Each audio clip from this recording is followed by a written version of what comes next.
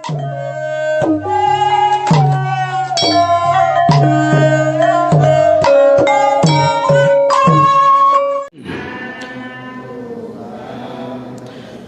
นักตังสุเมงกรังสุปปะตังสุหุติตังสุขันโนสุมโหตุสะ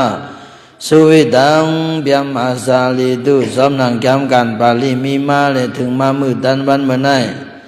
ข้าวยำในขิงในนักขัดในเป็นข้าวยำลีข้าวยำเมียดข้าวยำมีมังกลาลีมังกลาเมียดนักขัดลีนักขัดเมียดเสียวเลยจังมีเจ้าเสียเขาค่ะญาณวระสัตตมะจริกะกรรมฐานมาปที่เป็นเก้าเป็นเงาเลยหอมปากเจ้าเสียเขาค่ะจ้องเสดันเมืองยางเลยหอมปาหมู่จุ่มกรรมการก็ประกาศเขาจ้องสายเลี้ยงศาสนาเวียงเมืองยางทั้งหมดทั้งเสียงเลยอันกันตีตั้งปังนั่งภาวนา10 มื้อ10 วันเนี่ยเสียวเลย ถึงมาคำขึ้นวันวันนั้นแล้วอันกันมาปุโสกันโตตำดิพระตราสังขายตนาเจ้าเมีย3 เบิง3 บาขิงในยามในกู้สู่บุญพรดังลีจะในอันกันละสังกังยันสิกะเป็นอภิสัพพะทุกขากะเป็นเตทุกขาหลงดังเสียงสัพพะพยากะเป็นเพนำเพไพเพกองเพออกเพหลับเพหมาเพหมาเพเจ้าเพขุนเพจักะเพอันเจ้ากอมเกี่ยมหลุดทั้งหมดทั้งเสียงสัพพะอันริยากะเป็นอันตริโคจูจตาจามายกะมิอมดีทั้งหมดทั้งเสียง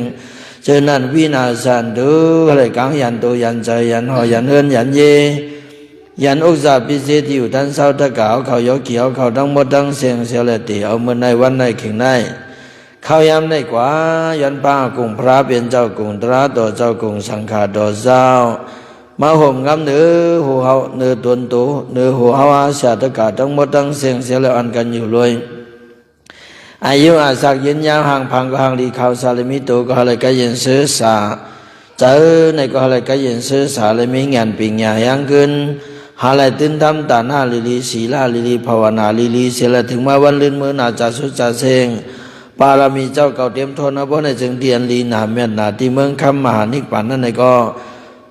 หาอะไรเจ้าเจ้าถึงกูตวนกูปากูก็กูก้นขันไว้สักกรรมลุยตา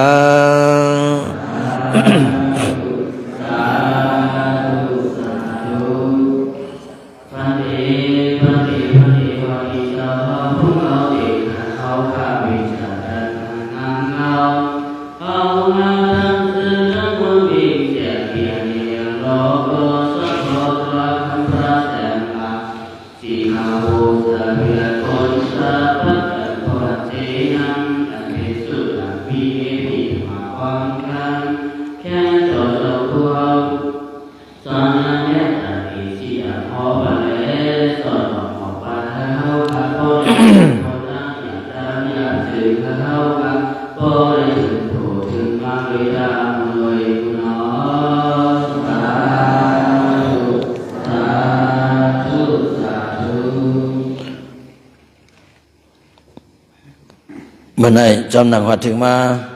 ปีศาสนาพระเป็นเจ้าไหลมายา2 เฮงอาปาก66นี้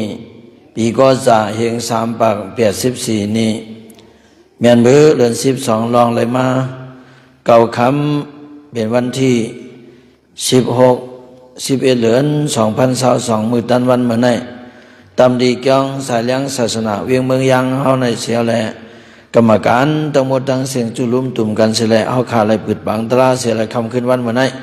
ตุกตาเอาเจ้าคูมาละทีไรมาหลุดันตราบันเจ้ายอกีเอาเขาเจ้าตรงละพาเอาเขานั่นแหละคำขึ้นวันวันไหนเอาขาทีไรอันกันถ่อมตรากันในอ้อก็เป็นอะไรมือไปถ่อมตรากันในย้ำพองมือเหลียวในจึงเอาหาทั้งหมดทั้งเสียงเอาอันกันส่งนายเมตตาพันเวเนียสัตวะทั้งหมดทั้งเสียงจอมกันกำหนึ่งลูกอ่อนเนาะเฮาว่าจอมกันเมตตาไว้วางเมตตาไว้วางกุคุณนังให้กังหลอดตังเป็นเมตตาไว้วางกุคุณนังกังหลอดตังเป็นเมตตาไว้วางกุคุณนังให้กังหลอดตังเป็นเมตตาใส่เฮาห่มหอมเบาให้เศร้าหลอดเพเคน เมตตาใส่เฮาห่มหอมเบาเฮาเศร้าหลอดพิขินเมตตาใส่เฮาหอมเบาเฮาเศร้าหลอดพิขินสัตวาดังเสือหาบุญเสือดอนเดือจินกาเย็นสัตวาดังเสือหาบุญเสือดอนเดือจินกาเย็นสัตวาดังเสือหาบุญเสือดอนเดือจินกาเย็นสาวตานาดังเสือหาบุญเสือดอนเดือจินกาเย็นสาวตานาดังเสือหาบุญเสือดอนเดือจินกาเย็นสาวตานาดังเสือดอนเดือจินกาเย็นวิยาวิสาดังเสือหาบุญเสือดอนเดือจินกาเย็นวิยาวิสาดังเสือหาบุญเสือดอนเดือจินกาเย็นวิยาวิสาดังเสือหาบุญเสือดอนเดือจินกาเย็นเปิดส่งยืนมาเมตตาตราเฮาหากาเย็นเปิดส่งยืนมาเมตตาตราเฮาหากาเย็นเปิดส่งยืนมาเมตตาตราเฮาหากาเย็นสาธุสาธุไหว้สีส่งนายเมตตาบรรวิญญาสัตวะทั้งหมดทั้งสิ่งเอาไว้ในถึงหอนกันยกมือตั้งขีมอมจอมหูเสลยหอนกันไว้สาพระเป็นเจ้าหอนกันรดนะโมตัสสะไว้สาพระเป็นเจ้าที่ข้า นะโมตัสสะภะคะวะโตอะระหะโตสัมมาสัมพุทธัสสะนะโมตัสสะภะคะวะโตอะระหะโตสัมมาสัมพุทธัสสะนะโมตัสสะภะคะวะโตอะระหะโตสัมมานะโมโยมือเต็งโหกุยำเศร้าจำพวยเงาเจ้าเนื้อเมืองอุยเยอะมือนะโมตัสสะภะคะวะโตอะระหะโตโคไว้จวันฮับเถิกต่างลูปูจอยอต่างคบหม่มกลมจูเสอพี่ก็บอกว่าพาลาคนก็บอกว่าพาลา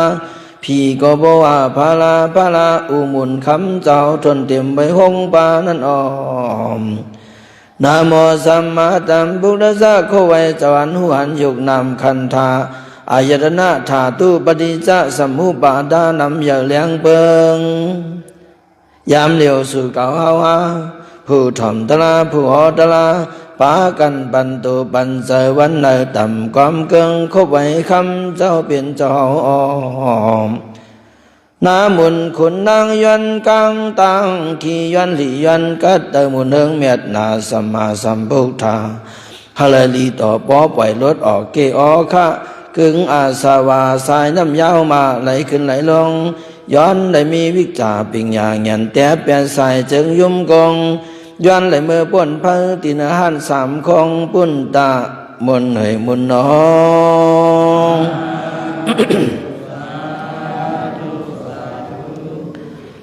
กำไนขายำ7 มองควายเต็มสิเขาที่อ่านกันตัวใดทำตรากันกว่าเนาะบอกในยอกี่เขาก็บ่นำเนี่ยอ่านกันทำเอากัดเย็นเนาะเขาก็ดี7 มองควายและตลาดเขาเจ้าคูที่ห่อคำขึ้นวันมาใน จะคู่ก็วนไว้นำหนักหลายโหเลยที่ห่ออันเลยที่รัดอันเลยว่าหูเอาออกไว้กันเนาะ หรือที่มีพรหลีอันสุเขาฮะไปในข้าวตั้งสัมสละเขาในเป็นแขกเนี่ยเนาะแขกสัมสละมาอยู่โจแก็บโจกำมาเฮ็ดแขกให้ประวันยาวๆ อายุอาสาเข้าหมดเจ้าไหนก็ขึ้นปอกไหวใส่ขึ้นมือเฮมือยาวเผยกลมห้องเขานะสำขึ้นมาเกิดแทงเฮเกิดยาวมังปอกก็อายุอาสาเขาเล็กๆกันเกิดมา3 วัน 7 วันก็สิ่งกรรมสุดมุนก็มีมังปอกในก็อายุอาสาเขายาวๆเสียเลยจองดีสิ่งกรรมสุดมุนกว่าตายกันในก็มีก็เพื่อนอะไรเกิดเป็นตายสู่เก่าหาทั้งหมดทั้งสิ่งมาอยู่เกิดเป็นคนในโลกาเนี่ยเขาก็รู้เลยฮู้ว่าอ๋อเก่าเนี่ยอ่ำใจเจ้าเฮิรนนะเก่าเนี่ยอ่ำใจเจ้าเฮิรนเป็นแขกเว้ยเนี่ยตามหนังเขาเป็นแขกเว้ยอันวันนั้นแขกในมันมีหลายเมียวลูกแขกในแขกเจือนมาตีหอตีเฮิรนเขาเสียเลยมากินมายำตีหอตีเฮิรนเลยจะกัดเย็นก็มีมันก็บ่มีกรรมมีมูลในก็เป็นแขกในมาเผาในวังหอวังเฮิรนเสียเป็นเอาเขาพักอันเหลืองเลี้ยงปันเสียขึ้นปอกกว่าในก็มีแขกมังเจอเป็นเรื่องแขกก้นย้อนเขาในมาอยู่จำพักดูเสียเป็นเอาเขาสักพักซ้อนวืดวัดปันเนอันเป็นเดี๋ยวเปียดนั่นเป็นอาวุธปันเนในก็นั่นก็ขึ้นปอกไหวมือในก็แขกก็มีหลายเจอหลายเมียวพอเป็นเจ้านั้นสู่เก่าหาตั้งหมดตั้งเสียงเจ้าเนี่ยเขาเนี่ยเป็นแขกเมียวหลายๆในพองมือเขามาเปลี่ยนแขกตีเนื้อสัมสลาลงในแต่ได้เป็นแขกลีแขกเมียดแขกเขาบ่เลยกินข้าวเนื้อเฮือนนั่นไหนเขาหลุดเลยมีสร้างปนหลุดเลยมีอลังมันน่ะหลุดเลยมีอลังมันอลังสังลาเนี่ย คนก่อนแขกเนี่ยเนาะเพราะว่ามันยามเฮ็ดเกจูสังปันเปิ้นมันก็ยามจอยสังปันเปิ้นเสียชื่อเสียเมียวเนี่ยปมาก็เปิ้นได้ปันขึ้นเฮือนล่ะเนาะเปิ้นก็มีเอาเขาสักพักซ้อยเลี้ยงเมืองมาแผ่วในวางเฮือนก็สังเปิ้นวางยามจอยยามแถมเปิ้นอยู่การอ่อนเลยสั่งการลงเลยสั่งการนักเลยสั่งการเมาเลยสั่งมันยามจอยเปิ้นมาบ่ไหนก็อ๋อก็ในมาหลีขึ้นเฮาว่าวันนั้นมันเอายำอันนั้นในจอยเฮามันยำจอยยำแถมเฮานี่เพราะฉะนั้นก็เป็นปันเขาหลีพักหวานอันมีเนื้อเฮิรนเป็นก็เอาเล่งเฮาบางปก็เลยกินจอมเจ้าเฮิรนแทงในรู้ก่อนในสภาวะแขกนะเพราะเป็นฉะนั้นเฮาเป็นคนมาในโลกาของกังเฮาหาทั้งหมดทั้งเสียงในเป็นแขกสัมสลาในพระเป็นเจ้าเฮาในเป็นแขกสัมสลา พอเป็นแขกสัมสลาเจ้าไหนตัดที่ไรเกี่ยวไรมนนโลกะตัดที่เป็นแขกลีแขกเมียดจิมเฮาที่จะเกิดมาเสียไรกันไรเย็นมีหอมมีเฮือนมีที่อยู่ตั้งเศร้าลีในปนในจึงอันนั้นบอกว่าโดยมีเจอพันนะโดยมีเจอพันปารามีเจอพันปารามีในเป็นอันล่างอันเฮาเลยใจแถมในโลกาได้เขาจะในจ่องดีเลยเป็นคนแขกอันสร้างสูงเนี่ยเนาะอันในใครว่าสังหลามาละลองแขกในพวกนั้นจึงใครเฮาฮู้ว่าเฮาหาทั้งหมดทั้งเสียงยอกี่เขาคิงเอาเขานายเอาเขาเจ้าตรงละพาเขาทั้งหมดทั้งเสียงจะไหนอ๋อเฮาขาในเป็นแขกไว้พ้องมือมาเป็นแขกในเขาซ้ำหลุดเฮ็ดสังน้องจูกาเขาไปปอกมือขึ้นนายบ่ไหนจัดในก็หลุดละเฮ็ดปุณตาจัตติมาก็สำหลุดละเฮ็ดนั่นนะเฮ็ดจะได้หลุดสังหลาในอันจึงเขายำยินมาเสียนั่นน่ะดานะการดานะเขาการศีลาเขาการภาวนาเขาในการสามปึงสามเมียวเนี่ยบอกว่าเป็นอลังเฮาปุณตาที่เป็นแขกลีแขกเมียด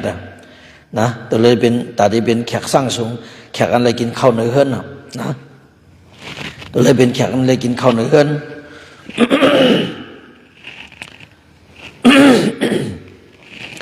ก็ในตาที่เลยเป็นแขกอันเลยกินข้าวเนื้อเฮือนบ่ในจึงเขาเลยมีตาหน้าเนาะวันนี้ที่เราลองตาหน้าให้สีไล่ภาวนาที่รูปหลังนั่นนะ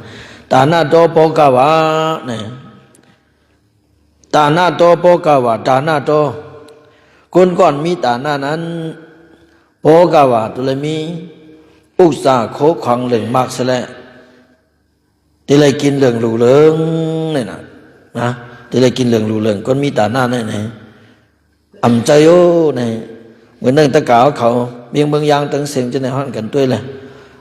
ก็เปิดจัดก่อนวันหลังเขาก็ย้ำให้กันตาหน้ามาจัดได้ก็ขึ้นทับทางตาหน้าทางทับเย้าทับทางทับเย้าทับทางสมมติเป็นป้อยเป็นล่ำเสๆก็มาป้อยคำสั่งเขาว่าเนาะก็มาป้อยหยอบต้นหอล้มเขาว่าก็มาป้อยอันนั้นมาป้อยอันในวันไหนเฮ็ดป้อยกูเมียวเมียวเสียมกาหน้าการตาจ้องเราเขาก็บ่คือสังว่างของเจ้าเนี่ยเพราะว่าเป็นตาหน้าเขาน่ะตาหน้าเนี่ย ก็บอกเขามีการตาหน้าในก็เสียมกาเนาะเนื้อใจเขาก็พอเขามีตาหน้าเนี่ยเขาก็ยุ่มตัวยุ่มใจเขาว่าอ๋อเก่าขาเนี่ยเกิดมาเปลี่ยนก้นจัดเนี่ยเปลี่ยนก้นอ่ำซุ้มจัดยาวจัดก่อนเฮ็ดมาเลยจัดในตอนนี้มาขำจ้าจำจ้าเลยอยู่ดีกินวันก็เย็นซื้อสาก็ในสำเร็จทับแทงเจ้าเนี่ยตาหน้าโตก็บอกเขาเลยให้การตาหน้านั่นแหละพอก็ว่าจะเขาจ่องที่มีเงินมีคำเลยกินเหลืองรูเหลืองยาวนี่อาจงการตาหน้าเนี่ยปัญหาเลยกินเหลืองรูเหลืองต่อถึงหอดกับถึงเมืองขมานิปันเลยมักเลยสันเลยเงินกว่ารู้ก่อนศีลาโต สุขีโตหอตุก้อนมีสินศีลาในซ้ำในก็เย็นแคมสาก่อนมีสินไหนในก็เย็นแคมสานั่นก็เสียมก้าเพราะว่าใจก็เย็นแคมสามมีโอกาสสังในก็อายุอาศักยาวนะ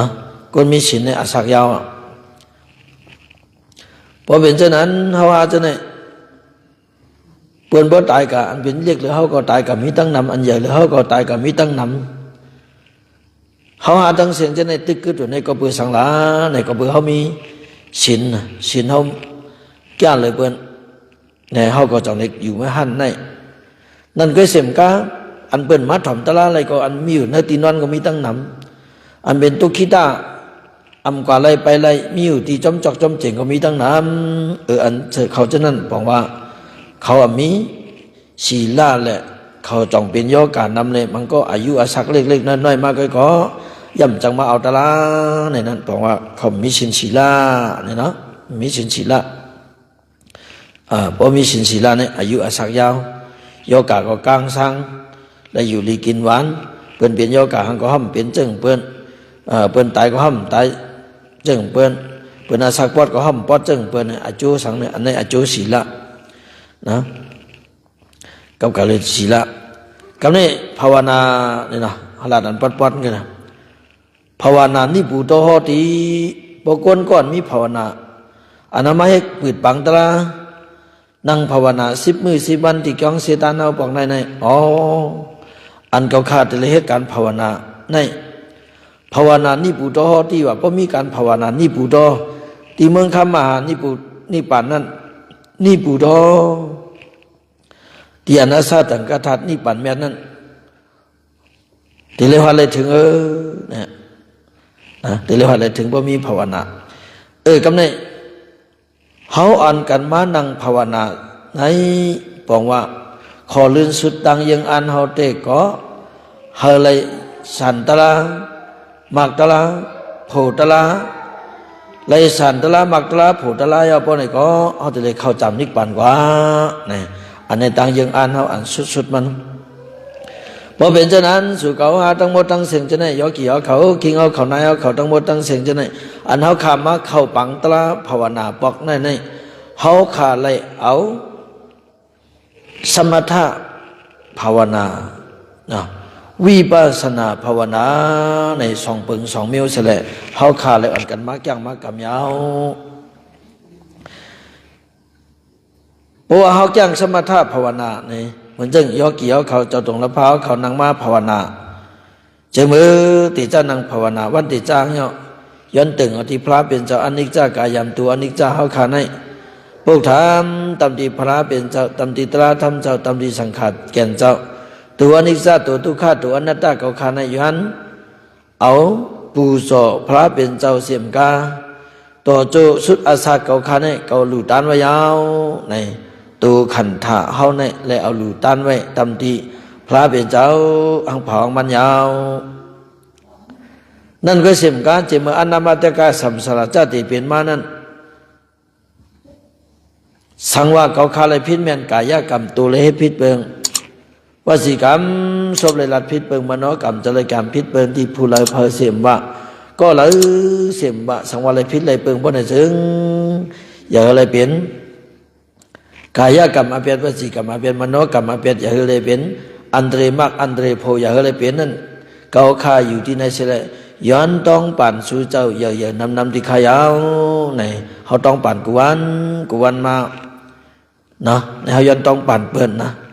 ย่อกำเนิดเขาได้ต้องปั่นเปิ้นเปิ้นอนุญาตคว้างปั่นเขาอาเปียนเนี่ยคุยกาที่เขาก็สำรวจเลยคว้างปั่นเปิ้นขึ้นเลยก็ไม่จีเมื่ออนันบัตกาสัมสาจติเปลี่ยนมานั้น สังว่าสู่เจ้าเลยพิษแม่นกายกรรมวจีกรรมมโนกรรมที่เขาขาในก็เขาขาก็เอาเมตตาตระอย่านำใช่ไหมวางคว้างปดปล่อยปันสู่เจ้ากูโกกูกวนยาวไหนพอเป็นเจ้านั้นยาวป้อนไหนเขาหาตั้งเสียงจะไหน เขาขาดที่เลวอันกันนั่งภาวนามานั่นน่ะที่ภาวนาในภาวนาในมีสมถะภาวนาในมันมีเป็น40 มิลนั่นเนาะก็กะอันสั่งถูกที่สุดเตะเขาเฮ็ดอานาปานานุสติกรรมฐานเขาเลยต้องลมเข้าลมออกนี่นะที่เมื่อเขาติจานนั่งมาที่เมื่อวันที่13ก็ที่เมื่อวันที่13ก็เขาก็อันกันนั่งมาจนนั้นนะก็ในพ้องเมื่อนั่งมาจนนั้นยาวป้อนไหนเจ้าตรงละพาเอาเขาเจ้ายอกี่เอาเขาขึ้นดังสติตัวขึ้นพ้องเมื่อเขาอยู่หลอกอยู่หลายแล้วพ้องเมื่อเขาตึกหนังตะลานั่นใจเขาไหนเหมือนฮือไหนมันเปิงกันเตี้ยๆว่าเปิงจะฮือไหนพ้องเมื่อเขาอยู่หลอกอยู่หลายนั้นเขาตีว่นกว่าตั้งนอกครับพอว่นกับตั้งนอกไหนพอเขากับว่นอันเขาเมียนใจเขาไหนมันตีเป็นพอว่นอันเมียนใจเขาตีจมเหรอนะพอเขากับว่นอันเขาเมียนใจเป็นโตซ่าเหรอพอกับว่นอันหลีนี่ก็จะหลีเหรอว่นอันให้ก็ให้เนี่ยใจเขาในมันปันลือปันยังให้กำจะมือกลางเนยต่อถึงกลางคำนะจะมือกลางเนยเมืองเลี้ยงมาต่อถึงกลางคำในมันปันเขาลือเขายังให้กำเห็นไหนวนขึ้นวนลองวนถอกให้ไหนเพราะวนอันลีก็เลยลีโจกแก็บโจกข้าวขึ้นวนอันลีเข้ามาไม่ที่มาโหใจเขากูเก่งกูเข้า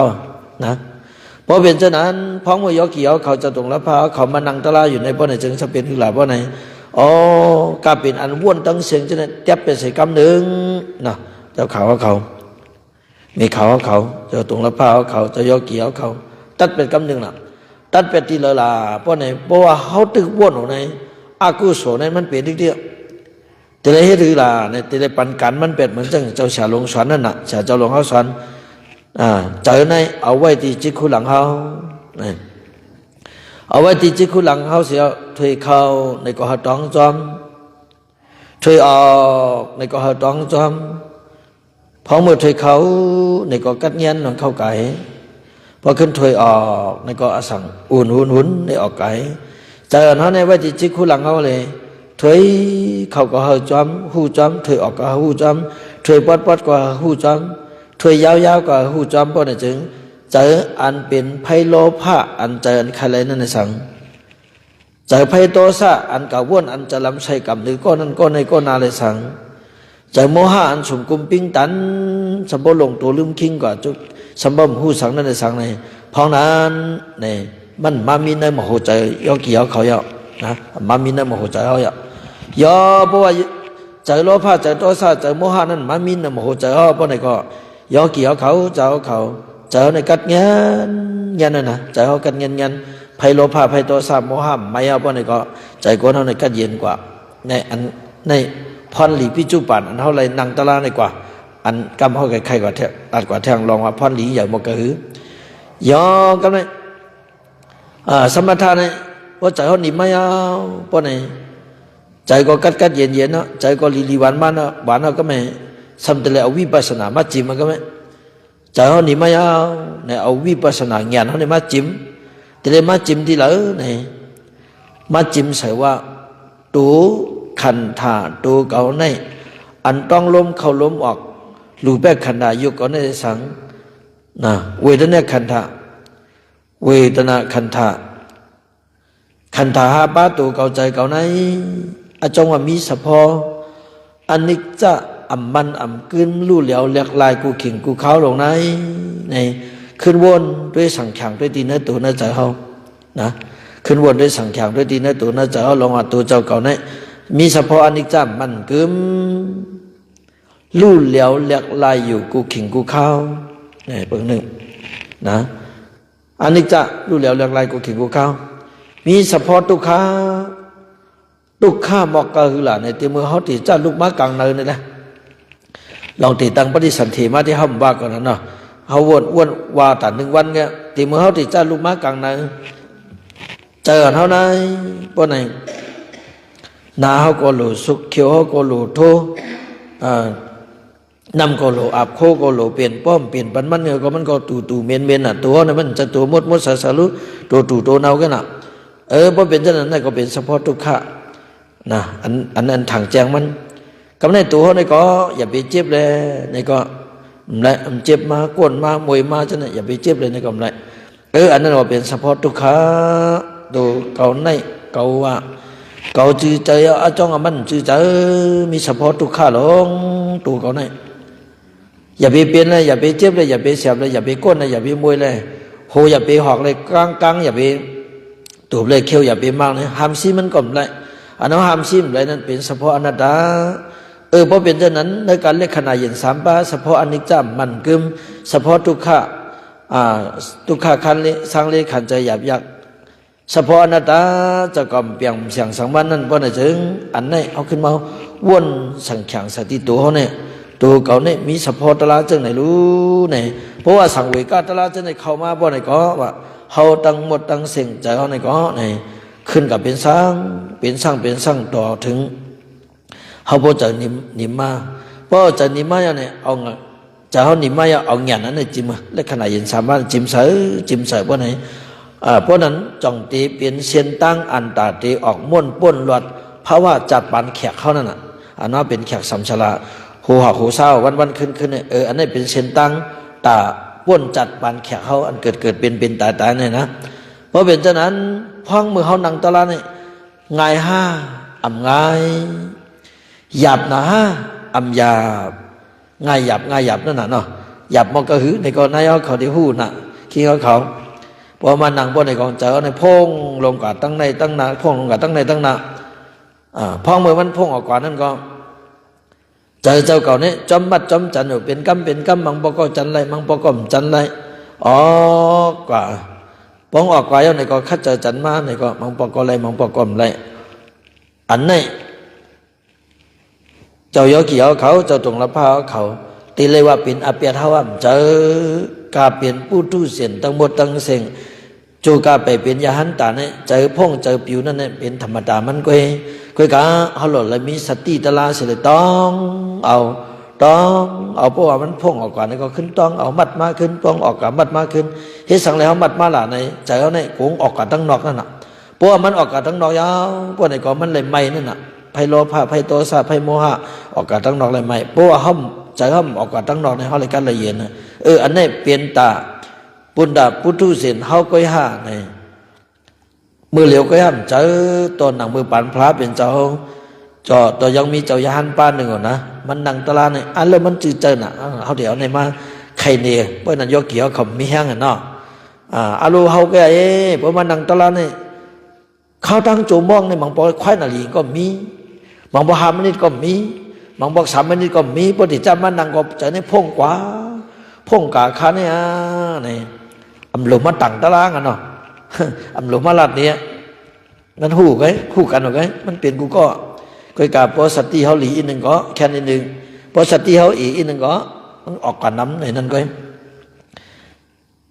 ใครว่า โยกีเจ้าตรงละภาพเจ้าเขาตั้งเสียงจะไหนเฮาในพวกเขามานังตลาบ่ไหนเจอในเป็นในเขาในเป็นนี่หมอมนี่มาฮะมันจังเลี้ยงจะมานังตลา1 ชั่วโมงนี่เจอเจ้านิมกะเหือฮะ5 มินิ10 มินิ10 มินินะฮะมันจังเลยหือนาลีในใจเจ้านิมอันพงมาต้องเลยอันจะถึงเฮือนมีหลายมินิอันจะถึงเฮือนนี่อันจะถึงตะคิเล็กในมี10 มินิอันจะถึงเฮือนในมีทั้ง5 มินิเนาะหรือนั่นจะถึงกูเข่งนี่เนาะ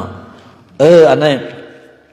ในสภาวะพุทธเสียนเขาก็เนาะเขาเลยมีสติจำกันไหนเมื่อปานพระเป็นเจ้านะเขาก็เหมือนเขาเนี่ยก่อนนะพอมานั่งในก็เข้าถึงเขาคือก่อนทุกข้าคันเจอนะเหมือนเจ้าเนี่ยและเป็นเพลาป้อนในจึงเมื่อพระเป็นเจ้าตื้ออยู่เศร้าที่เมืองอยากจะเกี่ยวนั้นเมื่ออายุมันเมืองตื้อเลย13 วัน13 วันก็พอเมื่อพระเป็นเจ้าตื้อเลย13 วันนั้นในอันลุ่มลาพระเป็นเจ้าในป้าหนึ่งยาวป้าหนึ่งยาวป้าหนึ่งในเป็นเมียเป็นปุดกันนะเป็นปุดกันนะปุดกันจะคือในพวกเจ้าป้าในลุ่มลายพวกในคัดจะให้กันตะลาพวกเป็นยาหันตาวในเขาเจ้าขึ้นไปก็อยู่กัดเย็นตีเหป้างขึ้นเขามาลุ่มลาเนี่ยนะโปติกัดนั่นน่ะว่าได้ก่อนเนาะโปติกัดพระเป็นเจ้าในเมียนั้นเมื่อพระเป็นเจ้าเลย13 วันนั้นมีเจ้ามีหมุนจ้างอ่อนป้าหนึ่งหมุนจ้างอ่อนป้านั้นจึงว่าคือในเจ้าจ้างเมขียาเนี่ยนะเจ้าจ้างเมขียาเจ้าจ้างเมขียาเนี่ยเป็นก้นลุ่มลาพระเป็นเจ้านะเป็นกุมลุ่มลาพระเป็นเจ้าจะเมื่อกลางในเจ้ามาปนในก็นำกัดนำไม้อันเลยสังเจมสั่งการมันเจ้าเลยก็สักบันตีอยู่ที่เศร้าในก็มันมาลุ่มลานั่นน่ะเนาะกุศลกรรมบรีน่ะเลยเป็นหมุนจ้างอ่อนไงเจ้าจ้างเมขียาในลุ่มลาพระเป็นเจ้าลุ่มลาที่ละในมือพระเป็นเจ้าอยู่ที่เนื้อห้วยเนื้อลอยที่หนึ่งชื่อลอยนั่นวะลอยจริยาเนาะลอยจริยาในด้านต่อมาเลยเขาก็คัดใจซ้อหาเต็มหันเป็นลอยอันเลยเหมือนกำพองว่ามีที่เมืองอยากจะเกี่ยวในก็ว่ากำพองว่ามีเมืองสาวัตถีในก็ว่ากำพองว่ามีดังอันนี้โป้เบเนอในก็ว่าอันกันซ้อหาด้วยนะเป็นลอยอันเลยเขาก็ไปจังจับตัดเตะลอยจริยาตองนั่นนะเจ้าจ้างป้าในลุ่มลาพระเป็นเจ้าลุ่มลาพระเป็นเจ้ามันก็ไปเป็นยาหันตะขาเสียเป้2 ป้าก็อยู่ที่100นั้นที่100จริยานั้นเพราะว่าพระเป็นเจ้าโลจะหือในก็หลัดนี่มันเจ้าก็คัดใจลุ่มลาพระเป็นเจ้าจะมันนำกัดนำเย็นพลังสั่งการหลุดสักหลุดร้อยจากทั้งหมดทั้งเสียงนั้นมันจังเมขียาในลุ่มลาพระเป็นเจ้าก้อยกับมันเจ้าสำไปเป็นยาหันตะพระเป็นเจ้าก็เหตุการณ์ตลาดเจ้าเลยพองแล้วในมันก็เหตุอยู่ก้อยกับพองย้ำกลางไหนไม่เอาเนี่ยมัน80 ปีเนี่ยลงกับตุ้งซ้ำที่ในวันเหนือเส้นตั้งมันกับตุ้งซ้ำนั้นเนี่ยลงลอยไก่เพราะว่าลงลอยไก่เอาในขึ้นคำกว่าที่ในสวนบักโมงลงอันหนึ่งในสวนบักโมงนั่นก็สมินำเกลงอันหนึ่งอ่ะไหลโซซานำเกลงกันยันใส่จิ้นนี่เนี่ยที่ในสวนบักโมงมันก็ขึ้นคำนำนั่นกว่ากับตุ้งซ้ำเนี่ยขึ้นมาเอาหลูตั้งพระเป็นเจ้าขาเสียเป้ตั้งพระเป็นเจ้าตั้งมันจังเมขียาเนี่ยสูงซ้ำเห็นกูวันน่ะก็ถึงหนังวันหนึ่งมาเจ้าจังเมขียาเนี่ยอยู่หิมพระเป็นเจ้ามาวันยาวข้าวหึงกันตลามันก่อมจังไรใจก็พงปิวที่พระเป็นเจ้าก็โจใจมันนั่งตลาก็นั่งก็ใจปนหิมเลยพองว่ามันลงตุ้งซ้ำที่ในเวียงนั้นนี่ลงลอยกับยาวนี่กตีเนื้อส่วนบักโมงนั้นมันกับตุ้งซ้อมให้ปอกมาเลยมันเนื้อส่วนบักโมงนั้นกัดเงี้ยสายานะมีต้นไม้ต้นตอกต้นบักโมงก็สูงต้นบักโมงก็สูงสามีนำเกลงให้ไหลในสวนนั่นเองมันว่าเกาอยู่เนื้อลอยนังตลาตีหิมพลาเป็นเจ้าเนี่ยมันไรตลามันเกี่ยวพอเกานังตลาตีเนื้อส่วนบักโมงในพวกไหนแต่วาลาก็ตลาดนี่เจ้าไรนะกัดเย็นลงนั่นเนาะกัดเย็นลงเนี่ยเสียงน้ำก็ยินไหลโซซาอย่างก้าแหลดอันถ่องบ้านนั้นก็ถ่องถึงเขาเลยกัดเห็นเลยแหลดก็ไม่ปีนี้ก็ขอที่มานั่งตลาดที่นายาวในแทบตัดใจกันนะ ก็ได้มือยันขว้างพระเป็นเจ้านะก็ได้มือยันขว้างพระเป็นเจ้ามันก็ผัวตุ้งซ้อมยาวขึ้นมือสูง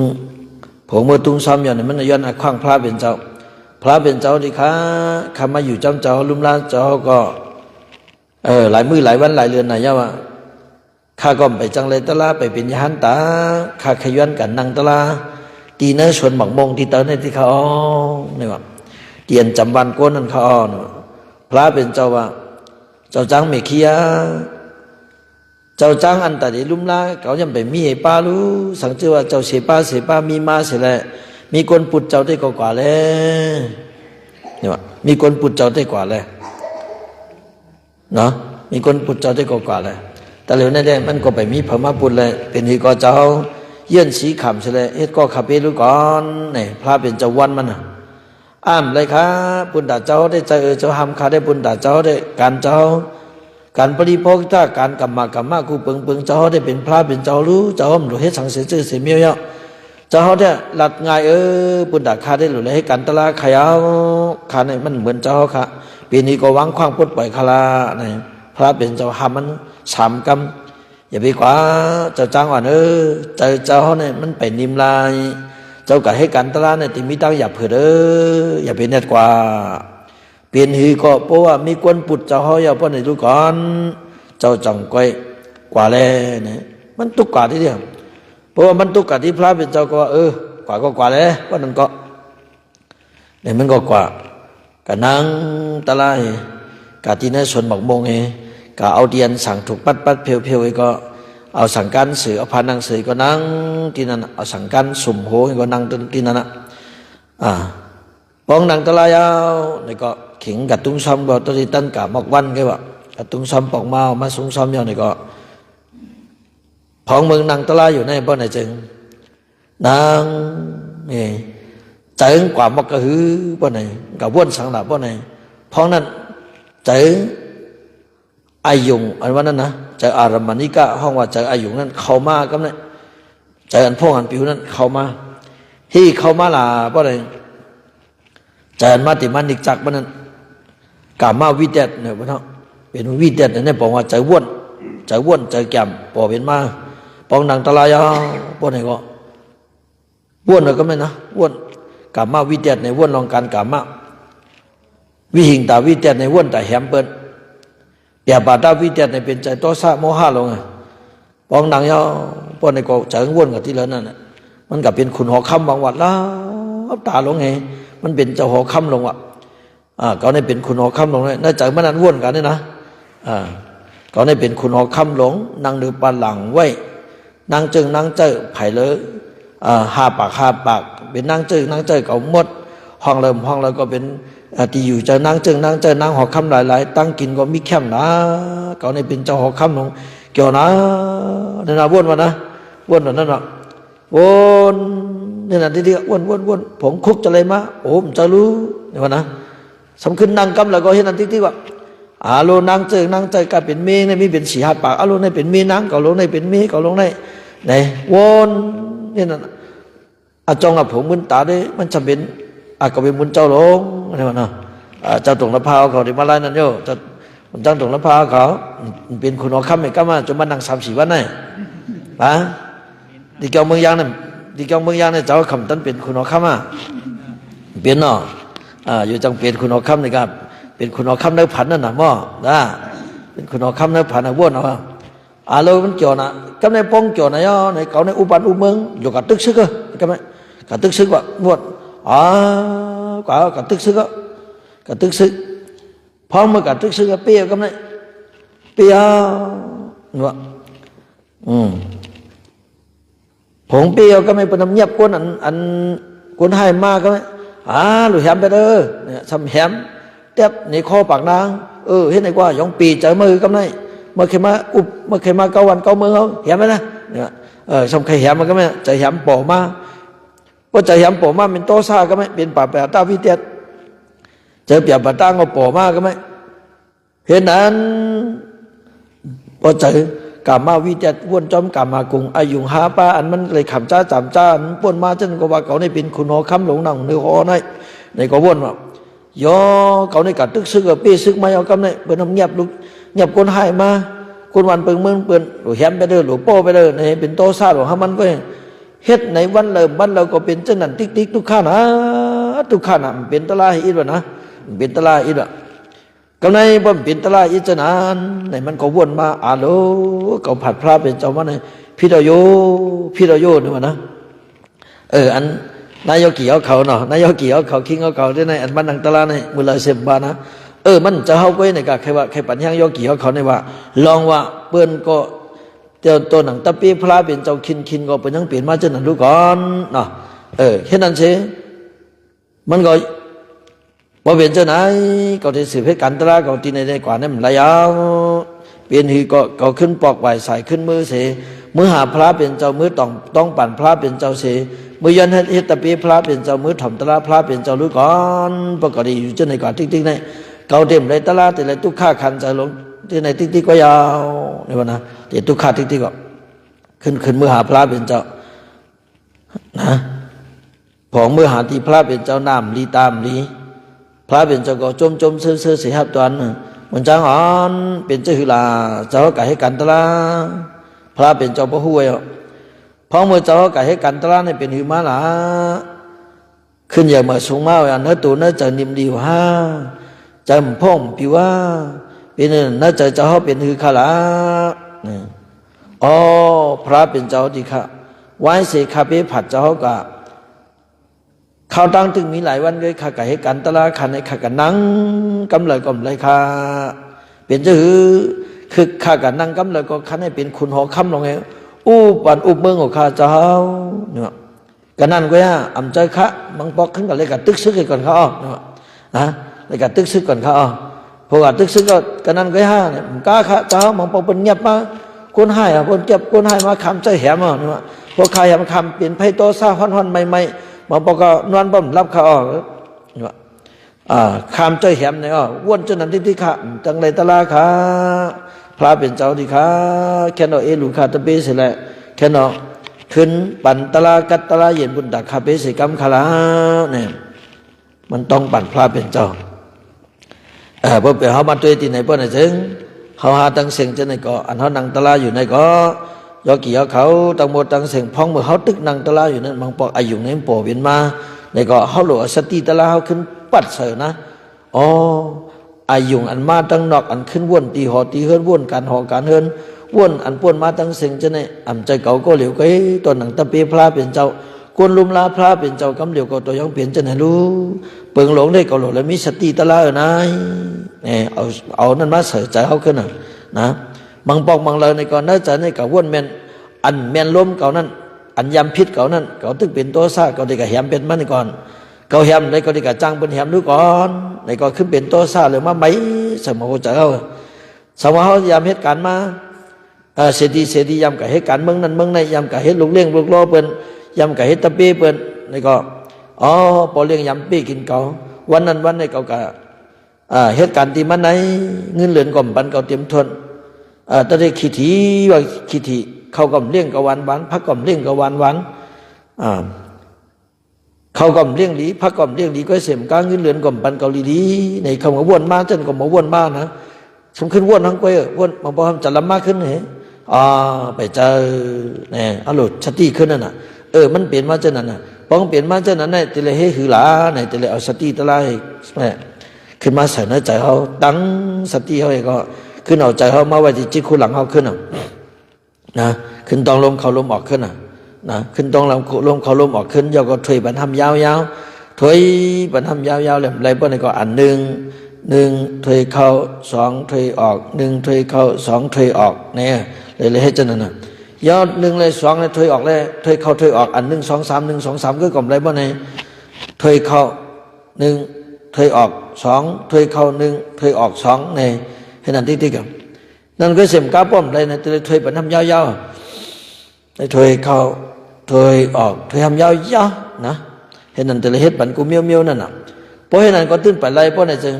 แต่ละอธิษฐานทำเมียวหนึ่งอธิษฐานสังนี่ตัวเก่าใน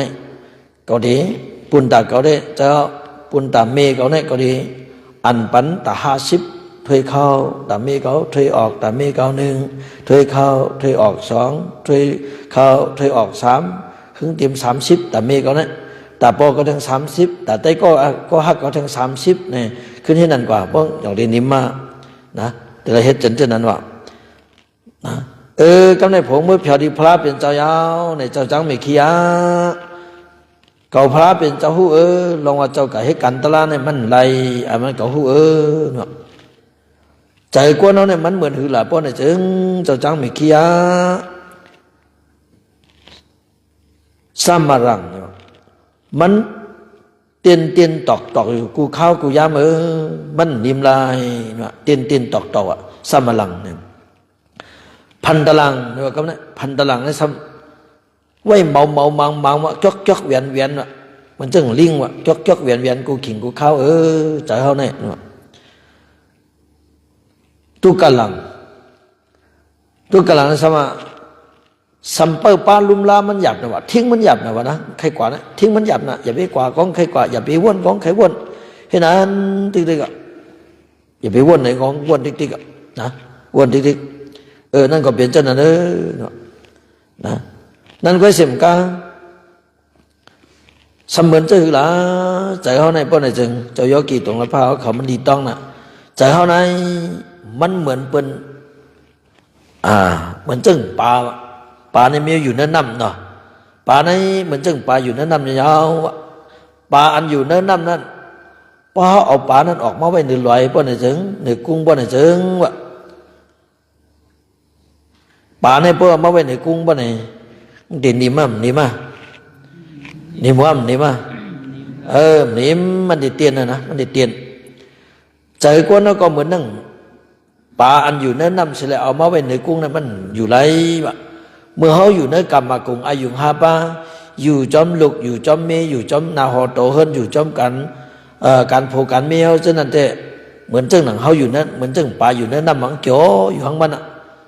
คุยกับพวกกับจันเอาออกมาเนื้อน้ำยาวพอในก็พวกกับจันเอาออกมาเนื้อน้ำมาไว้ในกุ้งเอาไปในก็มันอยู่แล้วเตียนในก็เหมือนนั้นนะยอเกี่ยวเขาก็มือเขาอยู่เฮิรนเนี่ยเจ้าเนี่ยเกี่ยวน่ะลงน้ำเป็นนั่นเป็นในขิงกินก็กินขิงนั่นก็นั่นลูกเขามีเลยหลานเขามีเลยเฮ็ดสังมีการสังในเกี่ยวหังก้อยนะเพราะว่าจันเอามาอยู่จ้องมันนังตะลาปะเนี่ยเจ้านังตะลาเหมือนจึงเจ้าตรงละภาคความกันน่ะ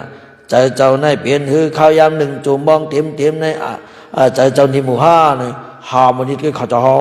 เนี่ยนะตอนนี้หามันนี่กันนั่นน่ะก็เบื่อสังน่ะยอเกี่ยวเขาก็เหมือนนั่นมือตะกาวเขาอยู่เฮิรนเนี่ยเกี่ยวนะตั้งคุกจะไรสังคุยกะเผื่อเขาเอามาอยู่นั่งการกรรมฐานที่เกี่ยวยาวปอนในก็จะในพ่งก็ไม่นะว่นกับถึงเมืองเขว่นกับถึงเมืองบริการว่นเพียวกับกูวันกูเมืองเพียวกับเมืองยวนเมืองไทยปนน่ะใจเขาเนี่ยนะเมื่ออยู่เขาเนี่ยว่นใจเมื่อเปลี่ยนน้ำเปลี่ยนสุดได้เปลี่ยนเขาจะคู่ได้เปลี่ยนนะว่นกับพออยู่ห้างกล้วยได้ว่นบ่มันนั่งตะลาเนี่ยว่นอันนั้นเป็นสังหลานี้เหมือนจึงหนังปลาอันอยู่เนื้อน้ำสลายพ้องมือตึกอยู่เนื้อน้ำในนั้นมันก็เกี่ยวของมันนั่นน่ะเพราะเอามาไว้ในกุ้งเอาไปในก็เนี่ยมันเตียนเวียนมันอยู่เลยใจผู้ทุเจนเขาด้วยก็เหมือนนั่นน่ะเมื่อเขาตึกเกี่ยวจอมกรรมกุงอายุ5 ปา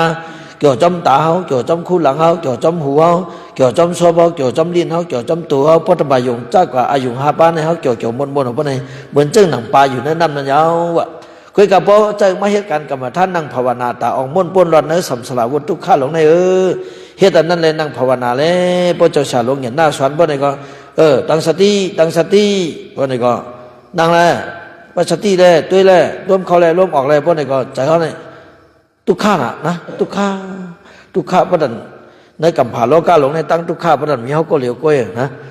อันนั้นก็เปิดสังในเหมือนจึงหนังปลาใจกวนเขาเนี่ยเหมือนเจ้าหนังยาวเหมือนเจ้าหนังปลาอยู่เนื้อน้ำในป้อขึ้นมา1 ร้อยเลยมันเตียนเนี่ยว่ามันเตียนมันอยู่ไรก็เปื้อนนั่นเลยพองมือมันตึกเตียนอยู่นั่นเจ้าจังไม่ขี้ยาตะเลยเอาสังมายาปันมันหลาป้อไหนเจ้าตะเลยต้องอานาปานะเอาใจเจ้ามาไว้ที่จิตคู่หลังให้อานาปานะเลยเนี่ยพระเป็นเจ้าวางมันนะเจ้าจังไม่ขี้ยาต้องลมเขาลมออกเทเข้าก็ต้องจอมถอยออกก็ต้องจอมนี่ว่านะแต่เลยเอาในมาจันไปก็ว่าเอาสติในหึงเตียนนั้นนะเอาใจมาไว้จิตคู่หลังคือต้องล้มเขาล้มออกนะ นั่นก็เสียมกาเจ้าจังไม่ขี้ยาใจกวนเท่านายแต่เดี๋ยวลัดมันเนี่ยมันหยาบเนาะลัดหยาบนะทิ้งหยาบนะเนี่ยมันเหมือนเวลาเนี่ยเหมือนเจ้าหนังเจ้าปืนกลางวะเหมือนเจ้าหนังกวนลัดปืนกลางวะแต่กล่าวเขาเมืองยางเนี่ยที่ยามหันปืนกลางว่าไล่ปืนเฮ็ดปืนกลางนี่เปิ้นจะเลยกว่าพันเอาไม้มายังขาไว้เพราะมันแห้งไม้เอาเปิ้นให้เปิ้นวิทมาเหลามาวิทเหพอเหลายาวิทยาเปิ้นให้ถึงมันได้กวดไว้นะป้องกวดนี่ยื้อมันก็ซื้อแต่ก็ยื้อนกยื้อหนูยื้อสังก็มันจับเลยมันก็ซื้อปืนกลางนี่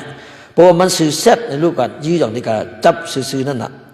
พอเป็นเช่นนั้นว่าใจกวนเขาก็เหมือนจึงตัดที่รัดใจกวนทิ้งใจกวนเขาเนี่ยเหมือนจึงหนังเปิ้นรัดเป็นกลางนั่นเอาอ่อนตั้งสุดเนี่ยวันทนหนึ่งวันทนสองเนี่ยเหมือนเขากับพันไม้นั่นแหละพันไม้ในไรไม้เอาเนี่ยเขาเลยมาตักแหลดให้มันแห้งนะวันทนสามมาเหมือนเขามาตักแหลดเป็นกลางเขานะเพราะว่ามาตักแหลดเอาป้อนไหนก็ป้อนแห้งไม้เอาป้อนไหนเลยวิแต่ซ้ำตะลี่คืออะไรซ้ำตะลี่ห้างไผ่ของกวดเลยพอรัดอยู่มันไรนะรัดปืนกลางเนี่ยแต่เดี๋ยวมาหังไพ่รัดคือมันสื่อพอรัดโยมเลยหังไพ่ก็เลยสมติเลยเอาน้ำมันอันตาอินมาเอาน้ำมันตายหังไพ่หลวกดกับทั้งเลยก็หลวกหึงสื่อในจังนี้รัดง่ายๆวะนะคนนี้ปืนกลางเนี่ยเพราะว่ามันสื่อยาวเอาหังไพ่เลยสื่อยาวปนในก็ในสมติเลยมาใส่เก่งมันนะตั้งยาวตั้งกวนหลวเอากระหือตั้งยาวหลวกันได้เก่งในหลวใหญ่กระหือหลวเล็กกระหือในพอเป็นเช่นนั้นย่าซื้อเอาลูกก่อนว่าจองที่เป็นปืนกลางลีปืนกลางงามมาขยื้อสังก็จองที่ยื้อถึงกว่าที่อันเขาขยื้อนั่นเนี่ยพระเป็นเจ้าข้อบันมันเจ้าพอเป็นเช่นนั้นเจ้าจังไม่เคียใจกวนเขาในก็พอเขาอ่ำเมมันจึงหนังปืนกลางนั่นพอในจึงเนี่ยเขาจะในใจเจ้าในก็จมจังเลยตะลายาวเนี่ยนะจังเลยตะลายาก็เปิดนั่นแหละใจเจ้าในหลวงเมอันตะเลเมนั่นตะเลเอาสังเมล่ะเพราะไหนตะเลเอาปิญญาเมปิญญาเนี่ยตะเลวนจะคือละใจไหนเจมมือกลางเนยต่อถึงกลางคำกลางเนยต่อถึงกลางคำในวันยาวันอันก็วนอยู่วันขึ้นใจก็สัมป้อมนิมเสปอกในก็เปิดสังในก็เปิดว่าเป็นใจผู้ทุเสียนอ่ำไปเป็นใจเจ้ายหันตาเลยคนละเมมันตะเลเมจะคือละเพราะไหนอ๋อใจในก็เบอร์มันพ่งปิวอยู่จึงไหนเนี่ยมีอโจสังเก่าแต่ละเฮ็ดมันนิ่มดูก่อนประกอบเฮ็ดมันนิ่มเนี่ยมันได้พ่งปิวที่เดียวไหนเอาตะลาอันห้องว่าสติตะลานั่นเลยปิญญาวะปิญญาเลยสติมาล้อกันเสยเปิดตัวมันแบบน่ะคือมันได้ซื้อมานั่นอย่าไปโกรธนะก็เบอร์ว่ามันเมหยับนะใจเขาเนี่ยก็เพื่อเจ้านั้นแหละมันพ่งปิวก็เสียมก็เตียนเวียนเพื่อนปลาอยู่เนื้อน้ำยาวปองออกน้ำมาเหมือนปลาอยู่เนื้อน้ำเลยเอามาไว้ในกุ้งนั่นอยากเจอเจ้าจังมาก็เพื่อนนั่นแหละอันเจ้าการนั่งการตะลางเว้เจ้าเลยว่นขึ้นว่นลองกำเปลี่ยนคุณนอค้ำเมกำกะแหมเพื่อนกำซ้ำกะโป้เพื่อนกำซ้ำกะเนี่ยสักขุมจมนั่งเจิงนั่งหอค้ำเจ้าอันนั้นก็ปือสังเนี่ยก็ปือว่ามันยำเป็นขุนหอคำฐานะตีนั้นมาเนี่ยหาปากจัดวะนะเจ้าจังไม่ขี้ยาเนี่ยง่ายกันยำเป็นขุนหอคำตีนั้นส่วนบอกมงนั้นมาเนี่ยหาปากจัดวะก็เปิดนั้นป้องมันนังตะลากำเลยก็เนี่ย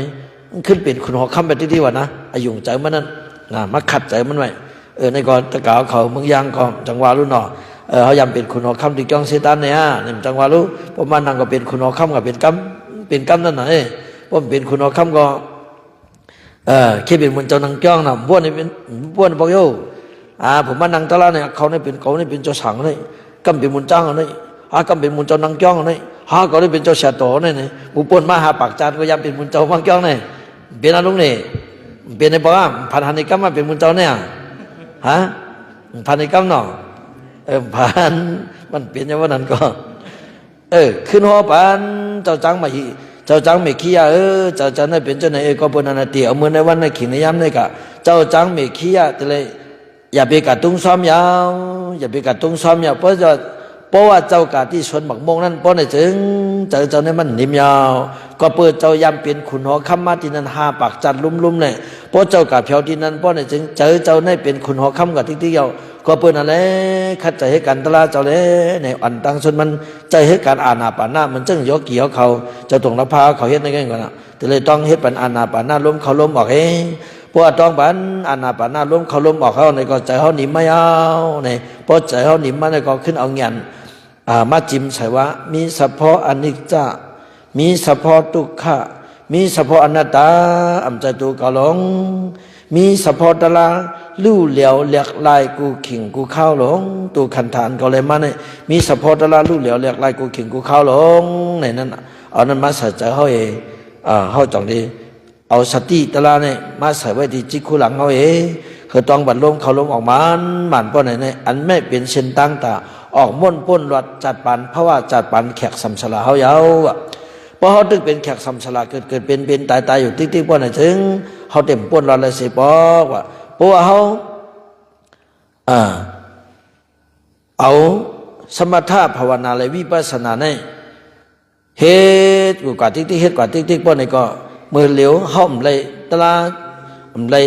มากเลยผู้จัดในศีตาก็อย่าเขาเลยเป็นชื่อพันปรมีกว่าติ๊กป้อนไหนถึงวันเจ้ามาเขาหาทั้งหมดทั้งเสียงจะในตีออกม่นปนรอดเพราะว่าจัดปานแขกสัมสลานั่นสิ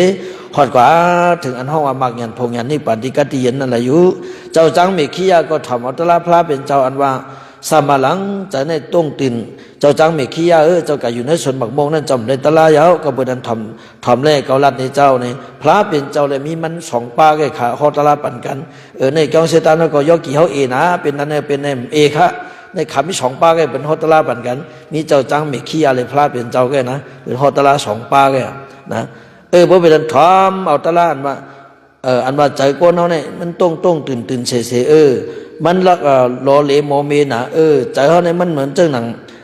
ลิงก็เปิดนั่นเนี่ยใจเจ้าเนี่ยเพราะเจ้าเอาอานาปานามาทิ้งใจที่จิคู่หลังเจ้าติ๊กเนี่ยเจ้าเนี่ยจังไรตลาเยาใจอย่าไปกัดตุ้งซ้อมอยู่เนี่ยพระเป็นเจ้าขึ้นฮอปั่นเป็นคอเลยคอนั่นคอเลยคอนั่นใช่ไหมกำเนิดสุดมามันก็เลยอะไรสุดในตลาดกว่าที่นั่นนะมองในตลาดยาวป้อนนี่ก็จ่องจมซื่อพระเป็นเจ้าดีค่ะอันคาเลยไปเจ้าก่อนนั้นผายันเจ้าก่อนนั้นขยันต้องปั่นเย็นๆนำยันกันโตเจ้าที่ขยาวยำพองมาเร็วเนื้อตู่เนื้อใจข้าในสร้างร่างนี่หนักเกี่ยวนายเอาค่ะนี่เจ้ามันพอเป็นเลยเป็นอนาคามิโพนะในตลาดกว่าที่นั้นว่าก็เปิดนั่นในวันเมื่อไหนอันเขาจะคู่ใครมาหลู่ตันปันโอวาตาทำตรามือตันวันเหมือนในเด็ดเบิ่งหลงมันเตะอันเจ้ายกเกี่ยวเขามาให้กันตลาไหนก็เปว่าเขาตึกเป็นผู้ทูเสียนเลยเขามานั่งในมังปอก็ใจเขาอ่ำนิ่มใจเขาพงเขาปิวลองว่าอันนะใจเขาพงเขาปิวอยู่วันขึ้นในเขาแต่เลยเอาสังมายาละเพราะในเอาสติตลาในยาที่ละในขึ้นห้องเอามาไว้ที่จิคูหลังเขาเขาต้องลมเขาลมออกพอต้องลมเขาลมออกเขาใจเขาหนีมาจอนอย่าปนจึงเขาจ่องแกขึ้นกะเอาเงียนอันห้องว่าสะพออนิจจทุกขะอนัตตานั้นมาสั่งแข่งว่นด้วยในตัวในคิงเขาได้เสียปนจึงเขาได้ขึ้นกะร้อนไว้เพราะว่าว่นสั่งแข่งในตัวเนี่ยใจเขาถึกพงปิวปนก็ขึ้นจันมาได้จิคุหลังเขาขึ้นมาต้องอันอาปานาล้มเขาล้มออกทิกอย่าปีปันไพโลภะอันใครไรนั้นเข้ามาอย่าปีปันไพโตซานั้นเข้ามาอย่าเป็นไพโมหะนั้นเข้ามาปนจึงเขาได้ตั้งสมาธิเขาไว้ที่จิคุหลังเขามันกึมปนจึงอันเขายังอ่านไขวัดไขถึงกว่าโสตปันตกาตกรรมอนากรรมยหันตานั่นเด่นนั่นดีเลยวัดเลยถึงอยู่นำห้างกว่าตั้งหลายลองว่าใจก้นเขาในพงปิวหมอกก็คืออันบ้านนั้นก็อ่ำใจเขาก็เหลียวไปตอนหนังตะปีพระเป็นเจ้าอยู่หิมพระเป็นเจ้าอยู่กูขิงกูย้ำก็การนั่งตะลาในอันมันวนอันสมบูรณ์เขากะยาวเขาย่ำถึงเปลี่ยนอันสร้างขุนหัวคำด้วยก่อนนะก็เปิดนั่นเลยตีเอามือในวันในขิงในข้าวยำในกว่าเขาดีว่าที่ในเสร็จพอมาพกมาเขาจังไงขึ้นโตแต่ใครในกันแท้งปุ่นตาขึ้นมือใน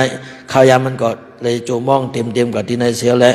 ตามหลังยอกี่เขาจะตรงละพาเขาเลยมาทำเอาโอวาตาทำตรามือตันมันเมื่อไหนอะไรเปลี่ยนธรรมะตลาสอนตูสอนใจว่าพ้องเมื่อกันตลาไหน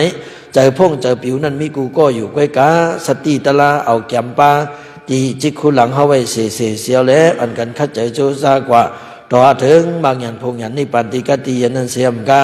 เดี๋ยวมาในวันในขีดในย้ำในการมาทำมาอ้อตาทำตรามือตันวันมาในหันเจ้าเขากุดลกุบ้าอ่อนก่อนละสร้างกลางยันสิกับเป็นอานิกทะอเมงละกาเป็นข้อจุจตาจะมามิยมที่ตั้งหมดตั้งเสียเลยกลางยันตัวยันใจเสียเลยอันกันอยู่เลยอายุวนนาสุขาปราปฏิภาณาพรนิลงหาปาเสลทับยังการตานะการศีลการภาวนาต่อถึงการมากยันพงยันนิปันติกติเย็นเตียนมีเพเข็นจาติลองตีตังปริสันติจลาลองตั้งเท่าแผ่ที่เราย่อกาบาลนาลองตั้งตายมีเลยเมืองนิปันนั่นเลยก็ฮาเลยเจ้าว่าเจ้าถึงกูตนกูบ้ากูก็กูก้นขันไว้สักกรรมลุยตา